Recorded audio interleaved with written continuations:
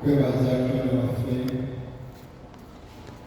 kubanga mwetusikiriza kuzibaza yogera naffe kyaleero ng'oteekateeka n'obuweereza buno mu Yesu Kristo Mukama waffe. Mutuule. Mukama yeebazibwe, Mukama mulungi n'ekiseera kyonna.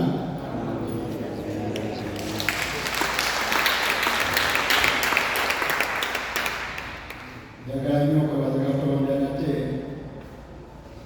olw'omukisa guno gwampadde okugabanya ekigambo kye naye nga bw'amuwulira enzebagwanika Abrahaamu begatisa kye kaakano omusumba w'ebyogerere ate era avunaanyizibwa ku by'okutendeka mu mulazio n'emirembe. Njagala okwebaza Musumba Alex Kyobe, musumba wa wano olw'okumpita abaana mu kigambo kye, ate era n'okwebaza omulizi waffe Maama Nakandako kubanga yaliwa tubyogerere nze nagenda okuvaayo nagenda okugerayo naye bamutuusiza okujja wano. Ndeeta okulamusa bwe yali omulizi wammwe kaakano Oniland Solomon Matovu otuweereza obweyogerere yantume nnyo okubalaba.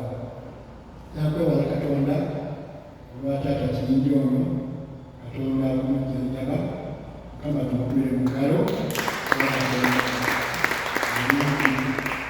Nibaza nnyo Mukama olw'ekkanisa eno n'olwa byonna mwina Katonda by'abasobozesa okukola okulaba ng'omulimu gwe gugenda mu maaso. Ekyaleero Omusumba yansaba tweyongere okwejjukanya kubanga buli mwaka tukwata embaga eno ey'amakungula, naye n'agamba tweyongere okwejjukanya nga mbakulembera okutunuulira Katonda by'ayagala ate tulabe omwaka guno nga tweteekerateekera amakungula g'omwaka guno. Muwulidde omubuulizi Nakanjako badde asomera mu kyamateeka esitula ya 16 waliwo olusoose n'okweyongerayo ebigambo ebyo kyawuli bituuka bw'oliba ng'oyimiridde mu nsi Mukama Katonda we byakuwadde okugirya. Ebigambo ebyo bitujjukiza nti Katonda yali ateeseteese abaana ba Isirayiri. Era bitujjukiza nti ensi ya Isirayiri ey'ebiseera ebyo yali nsi ya byabulimi. Era ky'oba olaba ng'omuwandiisi oyo agamba nti awo olitoola ebibereberye by'ebibala byo olibireeta eri kabona alibeerawo mu kiseera ekyo, nti era oli mugamba ebigambo nga bwe biwulidde.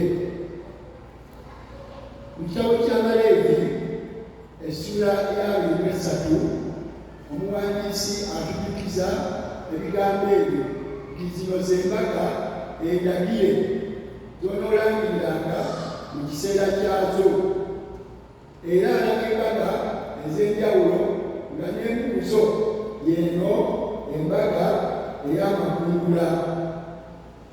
Kitegeeza nti embaga eyo buli mwaka erangirirwa mu kiseera kyayo ate nga y'emu ku mbaga endagire Katonda ze yalagira nga tulina okuzikwata.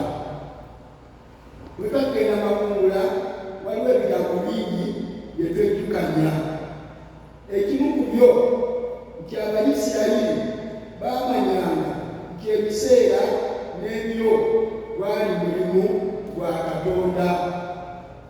Katonda yaleeta ebiseera, Katonda yaleeta ebiro. Era ne bamanya nti ebiseera n'ebiro mulimu gwa Katonda nga Katonda aguleeta olw'okuganyulwa omuntu. Era ne bamanya nti ebiseera n'ebiro biraga obulungi bwa Katonda. Mu Luzuba kita the beneficence of God. God. N'ekyo ekiseera byali nga biraga obuseera obulungi bwa Katonda, era omuntu yajaguzanga ebiro ng'ajaguza Katonda. Bwe tujja makungula kiba kitegeeza nti tuzze kujaguza Katonda. Katonda oyo atuteekawo, Katonda oyo atuwa by'atuwadde, Katonda oyo atulagirira bye twetaaga okukola. N'olwekyo nti ebiseera bino nga tutera okujaguza makungula tuba tujaguza Katonda nga tuyita mu mbaga ezo. Era ebiseera ebyo olw'okubanga tuba tujaguza nti omuntu asisinkana Katonda olw'ebirengerwa bya Katonda eby'obutuukirivu. Zabbuli 55 olunya olwokuna kyava agamba nti alina omukisa ogw'olonda gw'osembeza gy'oli, tunaakusibwanga obulungi bw'omumpyazo. Alina omukisa oyo gw'olonda. Kitegeeza bwe tujja ku mbaga y'amakungula tubeera n'omukisa kuba Katonda aba alonze gwe. Katonda aba akutaddewo n'agamba nti olina omukisa kubanga obaddewo. Era ebiseera bino eby'amakungula, nti mu mbaga zino ez'amakungula nga bwe njogedde nga ntandika nti omuntu akkiriza nti Katonda ye mugabirizi. Ennaku zino wajjawo ekigambo ekirala eky'omuvujjirizi, nti mu Katonda ye mugabi wa byonna, ye muvujjirizi. Era manyi nti biseera tuba tunoonya Katonda atugabirire ate atuvujjirire. Bw'aba takuvujjiridde tolina ky'oyinza kukola. N'olwekyo tuba tuzze okwebaza Katonda oyo omugabi, luzi bayita provider, ate omuvujjirizi. Kyokka ate era ne tujja okwebaza okwagala kwa Katonda okw'obuwa. Katonda ng'akwagala buwa. Ntera nnyo okuwa abantu ekyokulabirako. Bwe nali nkyaswali munnamirembe, nali nva nga mpita mu Mmengo, nesinkana omusajja omwami omu, nasinkana omwami omu ng'atudde ku mmotoka ye. Naye waliwo omwana awo, nali muyitako n'agamba bwawule sooka onyimirire. Nenyimirira. Bwe yamala okumbuuza n'agamba nti omwana wange oyo mulaba. Ne mugaa nti mulaba. N'agamba emmotoka eno mirabu, n'agamba naye mugamba mirabu.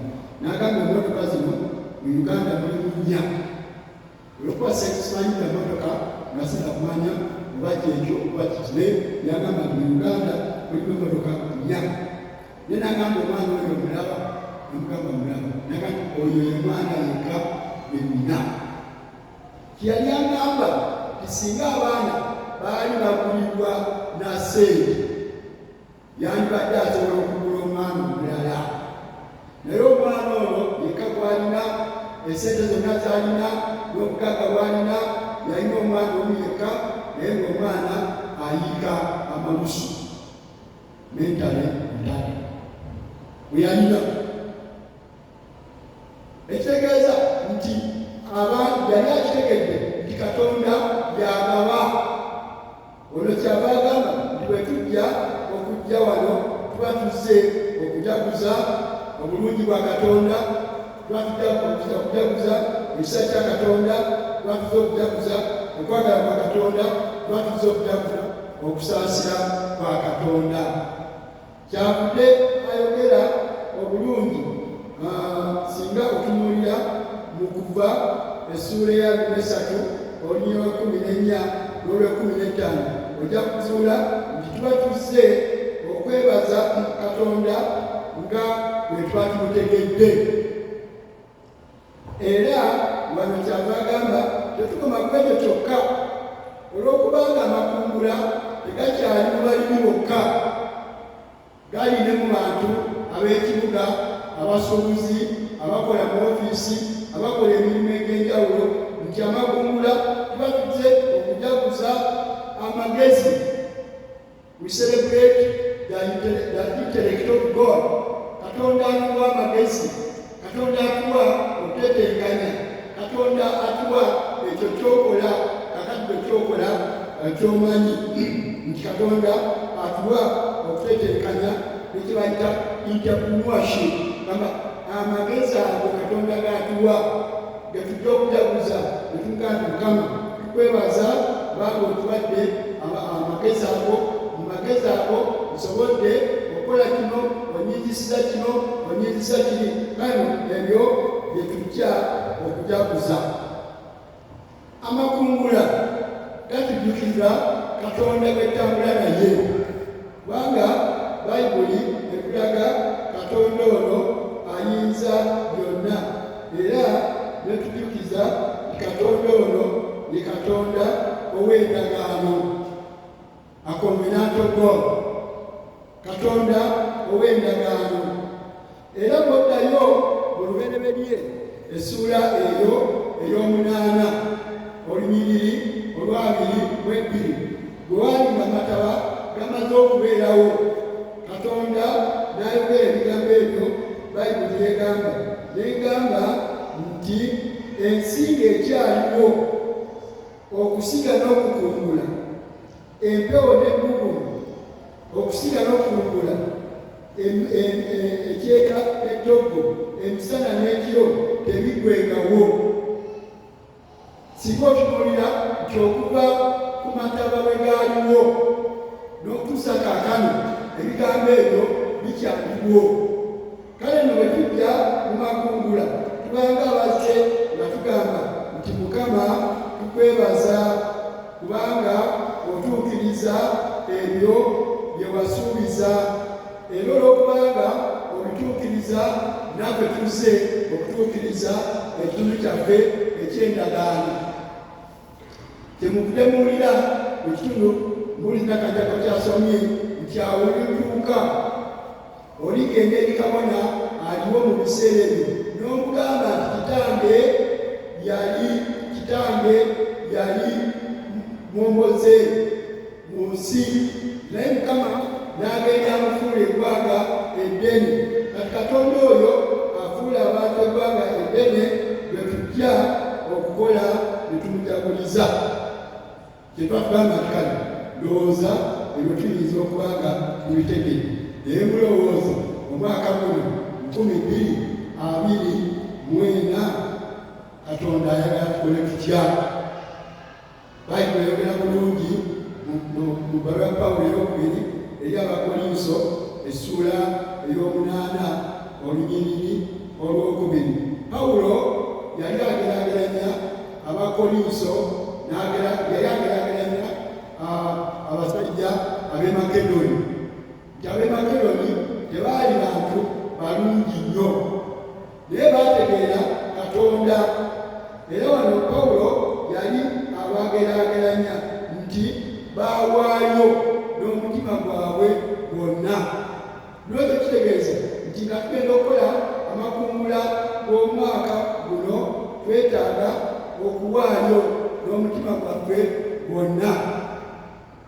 Mu Bayibuli ey'Olungereza akozesa ebigambo bibiri, ekimu agiyita liberality and willing mind. Bigambo bibiri byakozesa nti baawaayo n'omutima ogusumulukuse ate ogwandulukuse.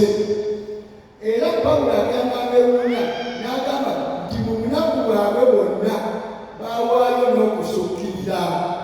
Ekitegeeza nti naffe Katonda atuyita okuwaayo n'okusukkirira bwe tunaabanga tukola omulimu gwe ogw'omwaka guno.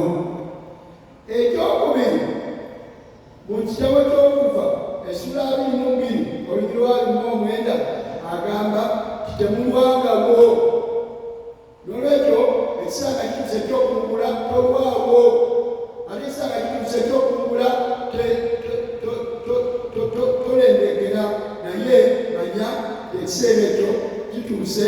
Katonda ayagala oweeyo nga toluddeewo, kubanga okukungula kw'omwaka guno kutuuse. Ekirala n'agamba nti nga tuwaayo amakungula bifeya eby'omu mirembe essula 25 agamba nti ekipimo kyammwe kibenga ekipimo ekitabuusibwa kubusibwa.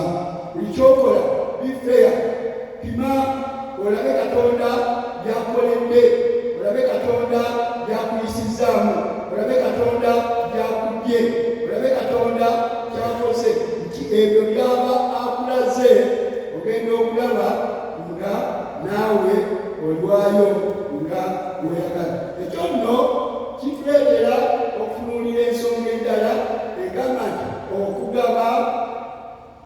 okugaba n'okubeera abalamu bya Luganda. Giving and living are related. Kitegeeza buli lw'obaayo eri Katonda kiraga obulamu bw'olina. How life are you in giving? Gy'okoma okubeera nga oli mulamu mu kugaba era owaayo n'okwagala kwo kwonna n'omutima gwo gwonna, kubanga omanya nti Katonda nga bwe yatandise, Katonda atujjukiza nti ye nnannyini byonna. Ate olwokubanga ye nnannyini byonna kale tuba tumuwaayo.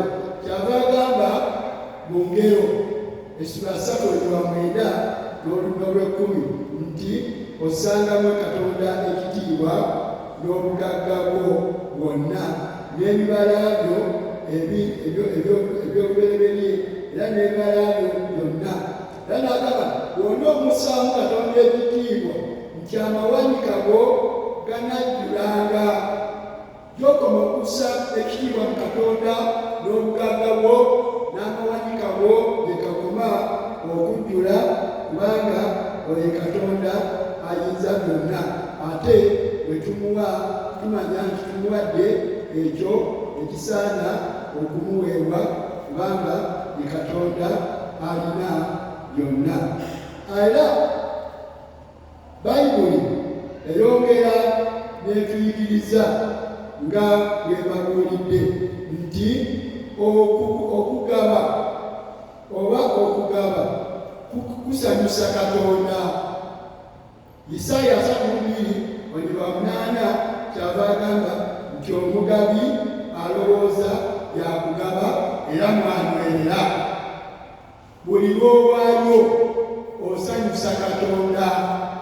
Ate bw'osanyusa Katonda omanya nti naye agenda kwongera ku ebyo byabadde akutegekedde, n'abyongerako n'abiteekako omuwendo.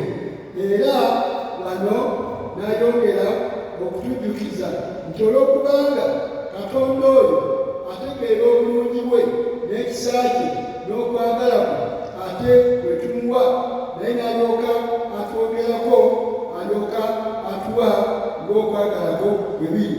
Naye era Bayibuli egamba nti ate Katonda anyiigira omukono. Kubanga wano waffe oluusi mu Buganda tugamba nti omukodo talina mutawaana. Naye Bayibuli yo eraga Katonda anyiigira omukodo. Nga bwe mbagambye mu Isaaya 52 gye mbaddemu, bw'otunuulira olunyiriri olw'omusanvu ojja kulaba nga Katonda omukodo temumusanyusa. Era bwe tubanga tetwewaddeeyo kuwaayo nga bw'ayagala, Katonda tasanyuka. Naye nga tumanyi nti twetaaga okukola ebyo ebisanyusa Katonda. Bayibuli era etujjukiza, waliwo n'abagambye edda mu Bakolinso n'abagambye essula ya 8. Kakati ogenda mu Bakolinso ekyokubiri essula ey'omwenda, ate wojja kusangawo Katonda ng'atukubiriza nti buli muntu akolenga ng'amaliridde. Si bwannaku newankubadde okunyigirizibwa. Kitegeeza nti embaga eno ey'amakungula erimu okumalirira. N'omalirira n'ogamba nti omwaka guno nze njakola bwenti nga mmaliridde, nga teweereseemu nga bwenyogedde. Kuba Katonda aba naye akuwadde ng'okwagala kwe bwe kuli, aba akuwadde ng'ekiseera nga bw'aba ateeseza. N'olwekyo waliwo ekigambo ekyo eky'okuba bakole nga bw'amaliridde si wannaku newankubadde olw'okuwanirizibwa. Era Bayibuli yonna negamba Katonda asanyukira oyo agabana essanyu nga bwe nakyogeddeko edda. Kyokka era nga tugenda okuteekateeka amakungula g'omwaka guno, njagala kubajjukiza nti Bayibuli etulaga nti okugaba engeri gye tuwaayo eri Katonda eyinza okukweyimirira. Osobola okufuna naawe kyeweesigamako okwogera ne Katonda. Era Bayibuli etuleka okulabirako bingi naye munzikirize zebaweeko bisatu. Ekisooka ye kabaka oyo bayita Keezeekiya mu Isaaya 38. Bayibuli egamba nti Katonda n'atuma Isaaya agende ewa Keezeekiya. Obubaka bwe yamugamba tebwali bulungi nnyo nga butiisa. Naye Keezeekiya Bayibuli egamba yatunuulira ekisenge n'ajjukiza Katonda n'amugamba Mukama jjukira kino, Mukama jjukira kino, Mukama jjukira kino. Era Bayibuli egamba nti awo Katonda n'addamu n'agamba Isaaya nti Keezeekiya yamugambye mbitegedde. Kitegeeza nti buli lw'obaayo oba n'ekintu ky'oyinza okusinziirako n'ojjukiza Katonda. Amakungula g'omwaka guno mu kkanisa eya St. Apollo ey'Ekansanga gabe nga naffe tugenda gakozesa. Omusajja oyo bwe mulaba Apollo oyo lowooza mwaba wano ebyafaayo bye mubimanyi nti ebintu bingi yajjukizanga Katonda. Bayibuli ebyafaayo bigamba nti olunaku lumu Apollo oyo ng'ali embooga ng'omulabiriza omuzungu atambula naye nga bagenda okusajja emikono nga batakuza bigere. Apollo n'omuzungu omulabirizi ne balengera eggana ly'enjovu. Omulabirizi oyo omuzungu ye yali yasoma eby'emisolo zoology, era nga mu bye yasoma byali bigamba nti enjovu bwe zitambula bweziti ziba zikulembeddwa enjovu ensajja tezikyuka. Ekkubo lye ziba zitambuliddemu lyekigoberera. Naye omuzungu yawandika mu ddaala lye n'abuuza Apollo, tugenda kukola tutya? N'amugamba we are going to pray. Omuzungu n'agamba you are kidding, oli mukusaaga tamanyi ndomu. Naye omuzungu yawandika nti Apollo literally knelt down, closed his eyes and prayed.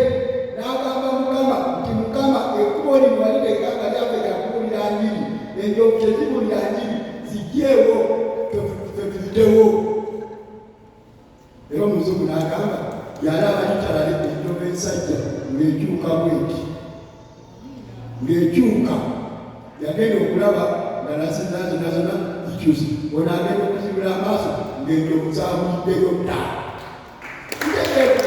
Engeri ekwekwayo eri Katonda ekola kinene nnyo. Lwekyo amakungula gano ebitabo bino tetusoma busomi nti bya Bayibuli naye byebirabikako ng'ekyo kyebadde bawa. Keezeekiya yasaba Katonda, Katonda n'amuwa. Ekyokulabirako ekyokubiri kya musajja gwe bayita Koloneeriyo. Mu Bikola by'Abatume essula eyo ey'ekkumi bw'ogisoma yonna ejjakuba ekifaananyi kino kye mbawa nti ssula olugo lwokuna Koloneeriyo yali ali awo, malayika n'ajja n'amugamba nti Koloneeriyo okusaba kwo n'okugaba kwo biwuliddwa eri Katonda, banamuwulira egenda okuddirira. Naye lwaki nkireese nti Koloneeriyo teyali Muyudaaya, naye Koloneeriyo olw'okubanga yeewaayo mu kusaba n'okugaba yagabana ku Abayudaaya be baali bagabanako. Okulabikibwa malayika mu kiseera ekyo kwali kw'Abayudaaya bokka kubanga be baalina endagaano ne Katonda. Bannamawanga baali tebalina engeri yonna yonna gye bayinza kwakuseesingamu Katonda nga bayita mu bamalayika. Naye Bayibuli egamba nti omusajja ono Koloneriyo olw'okusaba n'okugaba, kale olw'engeri eyo gye tuwaayo, Katonda aleeta ebitabaddewo n'abikuwa. Katonda awanula ebintu n'abijja byonna gy'abitse n'aleeta. Engeri gy'owaayo Katonda akuleetera ebintu miraculous mu ngeri gy'ototegedde, ogenda okulaba ng'abireese kubanga naawe owaddeyo n'omutima gwo gwonna.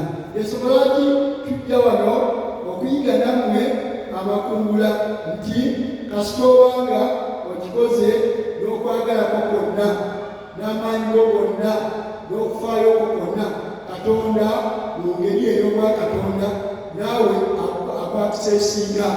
Era nga bw'owulira Bayibuli bw'eyogera nti agolokosa abanaku mu lubugo n'atuuza abakopi n'abalangira. Kitegeeza nti Katonda alina essa yakuteekako olw'okubanga owaddeyo n'omutima gwo gwonna. Ekyokulabirako ekyokusatu kyenjagala okwogerako nammwe ye musajja oyo gwe bayita Dawudi. Mu byomumirembe ky'olubereberye essula eya 2:1. Dawudi yagenda n'anyiiza Katonda.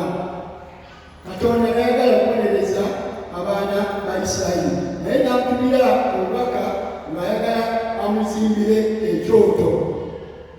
N'agenda ew'omusajja Katonda weeri agambye wayagala ekyoto. Omusajja bamuyita Alawuna mu Bayibuli. N'amugamba njagala kuzimba wano ekyoto. Alawuna n'amugamba oli kabaka, kola kyonna ky'oyagala, abantu abo nkuweereddewo. Naye Bayibuli egamba Lunyiriro lwa 2:4 Dawudi ng'agamba nti siyinza lwayo eri Katonda ekintu ekitanzikidde byange. Kitegeeza nti weddala nga tuwaayo ewa Katonda tulina okuwaayo ekyo ekisinga okuba ekirungi. Naawe ky'owulira nti ddala Katonda bw'akitunulako naye ajja kusanyuka ategeere nti omwana ono, omusajja ono, omukyala ono ategedde nti nze n'amuwa ebintu bino. Oluusi bwe tuwaayo eri Katonda tumala gawaayo. Ensonga lwaki Katonda atuwa ekyokulabirako kya Abiri ne Kayini mu lubereberye essula ey'okuna nti bw'ayogera ku Abiri agamba nti Abiri n'awaayo endiga n'amasavu gaayo, era Katonda Abiri kyawaayo n'akisanyukira. Lwekyo naffe bwe tuba nga tuwaayo twetaaga okuwaayo n'amaanyi gaffe gonna, ate ng'owaayo ekyo naawe ky'owulira nti ddala bw'okiwaayo Katonda ajja kusanyuka kubanga owaddeyo n'omutima gwo gwonna. Era ekisembayo nti amakungula gaffe tugawaayo as a testimony ng'obujulirwa. Mu kitundu mulinakanti akakiyasomye ebigambo ebyo mukyabijjukira buli bulungi nti olitoola ebibereberye n'ojja mu maaso ga Mukama Katonda wo era n'omwatulira. It is a testimony, bujulirwa obulaga Katonda kyakoze mu bulamu bwo, bujulirwa obulaga ekyo ky'otegedde. N'olwekyo amakungula is a testimony. Ndoza mujjukira olumu Pulezidenti yali ayogera n'agamba nti nze neewunya nnyo abakristaayo nga bakola amakungula, oli najja n'aleeta ekikajjo kimu bwe kiti, ate si buli muntu wa bikajjo nogamba ati ekikajjo kyoleesi bakijjeewa kibadde okungula. Lwekyo buli kyabagamba nti kisubibi a testimony nga kiraga nti Katonda tumuwadde ku byaffe byonna, era Katonda tumutegedde kubanga ye mugabi w'ebintu ebirungi ate era ebisanyusa Katonda. Bwe tukola ekyo Katonda amanya nti tumutegedde. Jamumaliriza n'ebigambo ebyo ebiri mu bbaluwa ya Pawulo ey'okubiri eri Abakolinso essuula eyo 9 yenjagala okumaliza nakyo mubisome. Katonda abenga atuwa omukisa nga tukola amakungula g'omwaka guno. Ebbaluwa ya Pawulo ey'okubiri eri Abakolinso essuula ya 9 waliwo ebigambo ebigamba bwe biti yenjagala okusomera. Agambye bw'ati nti era oyo awa ensigo omusisi n'emmere ey'okulya anaabawanga, anaabongerangako ensigo zammwe, anaayazanga nga mugaggaazibwa mu byonna. Amakungula g'omwaka guno bwe tunabanga tugakoze bulungi, Katonda atusuubiza ekisooka agambye nti anaabongerangako. May God increase. Yes, nate binagambanga. May God increase. Katonda akwongereko ng'ojja mu maaso ge. Ekyokubiri n'agamba musajja koma kukwongerangako bwongezi kyokka nti naye anaayazanga. Katonda ajja kwongerako atakwaze, atakugaziye, atakusukkulumye, ate alyoke akole nga bw'agambye wano nti ekigera kyo obenga tolina kye weetaaga kyonna. Katonda oyo abituukirize. Mu nnyanja Mwana